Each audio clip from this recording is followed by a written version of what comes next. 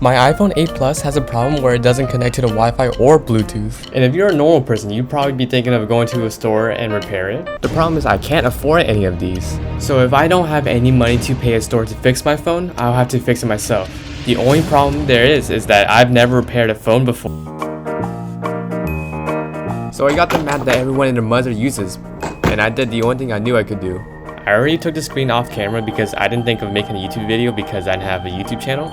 But then I decided to make this video because why not? Oh, by the way, this is my first YouTube video. I hope I get at least 3 views. Hey, here's this phone. This phone is annoying. Oh, thank you, pass me. I don't know how to fix it. There's like a Wi-Fi chip that I took out. If you somehow already forgot what the problem was with the phone, the Wi-Fi doesn't work, so I had to turn it back on. So I propped my camera and already things were not going at a great start. I found a screw over here. I don't know if you can see that, but I found it fell off. And I don't know where to put it. If you're smart, you would realize I have no idea what I'm doing. I did this. Now where do I put it? Alright, now let's try to pry this out. Okay, so this part is budging. That's good. This corner seems pretty screwed on here, I'm gonna be honest. Okay, maybe I have to unscrew this part. This one corner piece over here. Oh, this one, why is this one so easy? Editor me here. It was in fact not easy. Me in the past did not even watch the entire tutorial. He wasn't prepared for what was next. It's too easy, you know? Stop saying it's easy, bro. Look at this. Look at how it wiggles a little bit. I think I can take that out. I in fact could not take it out. Okay. Things were going from bad to even worse. In fact, it was so bad that I had to watch the tutorial again. But then, as soon as I was watching the tutorial, I realized it was one of the worst tutorials I've ever watched. One of the comments said not easy at all, thanks. Like, what? My phone camera did not record very well, but here's a screenshot of this comment. But anyway, I continued to attempt to get the logic board out, and it didn't work until I discovered this. Oh, wait, why is there a groove like that? Oh, it's a SIM card. What? As it turns out, the SIM card was the thing that was preventing me from ripping the logic board out. And to celebrate, I immediately came back to the tutorial to see what's next. Huh? Speak English. So the first 30 seconds of the tutorial was relatively simple. I realized that repairing the Wi-Fi would be a lot harder than I thought. So I put the logic board back in, and then I spent the rest of my day watching YouTube. But as I was scrolling, I saw this video of this guy repairing the 8 Plus Wi-Fi in only like 20 minutes. And the tutorial was actually good. But there's just one problem. He had materials I didn't have. He used flux, a microscope, solder paste, and a reballing tool. Things that I do not have.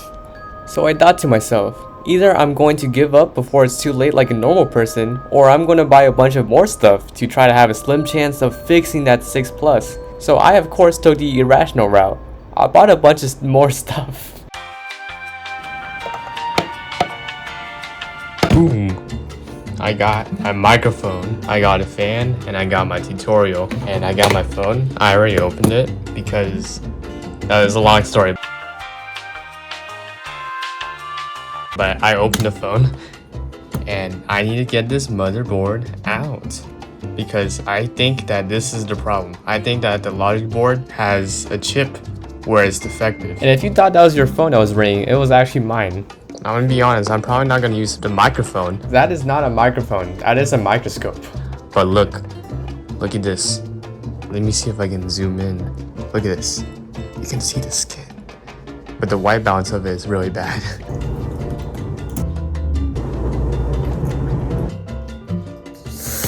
Look at this. I'm the GOAT. I swear I reduced like my time by like 4 times. Also, I never mentioned what I wanted to do with the logic board, so let me explain it to you. The logic chip contains everything. It is like the brain of the phone. It also includes the Wi-Fi chip.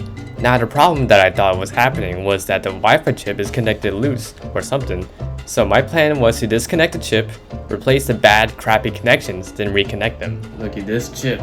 I realized that I didn't record anything about removing the sticker, but that's all that happened. If you wonder why I have to remove the sticker, it's because the Wi-Fi chip is actually located under the sticker, and it can't be accessed without prying it open. The next step was to use the heat gun to get the chip's connections hot enough where I can pry them open. The only problem is that I had no idea how hard it would be to heat a chip that's hot enough to pry open. That number's rising.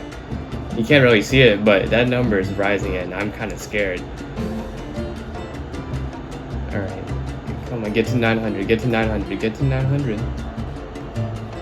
Do you hear that? There's like an extra fan that's like spinning.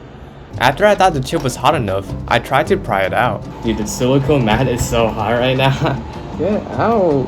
Yeah, I don't think it's going to get out. Let me put it on the wall. To the surprise of absolutely no one, with the exception of me, the chip didn't pry out.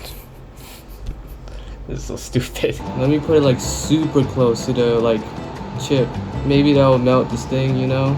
Maybe it'll convince it, you know? You would need to convince it a lot more than that, buddy. I believe. Maybe if I did this for like another few years, I'd be able to get this chip out. I tried to pry it out again. That's interesting. Why is it not working? So I figured that using a heat gun directly under a silicone mat was a bad idea. So the next best idea is that I would suspend the logic board in the air using clamps I found on my floor. Did I mention that the logic board was still really hot? Oh my god. Very unshockingly, the clamps I found on the floor were not good enough to hold up for the chip, so I decided to put it under the metal of the clamp. Nothing could go wrong, right? Oh my gosh, it smells like glue. See that right there? That is melted plastic. That is not supposed to be inhaled. How hot do you need to be to get like it off?